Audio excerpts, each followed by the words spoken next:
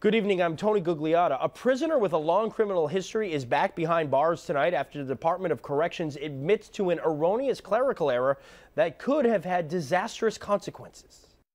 After an NBC 10 news story reported on the mistake, 46-year-old Alan Ferreira turns himself into the Department of Corrections first thing Saturday morning after being released Friday night. We are very fortunate that this error, which we take ownership of, didn't turn out, the situation didn't turn out worse, that he was, smart enough to turn himself in. Department of Corrections spokesperson Susan Lampkin says that Ferreira was sentenced to a year at the ACI after violating a no-contact order in Woonsocket.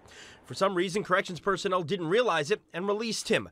Lampkin said that when they realized the error was made, State Police, Cranston Police, and Woonsocket Police were all notified to try to capture him. Sometime this morning, Mr. Ferreira and his father showed up at the intake service center. I don't know if his family persuaded. I don't really want to speculate on that either, but I'm just thankful that he did the right thing. Lampkins tells me that an extensive internal investigation is currently taking place to try to identify how exactly something like this can happen and how to keep it from happening again.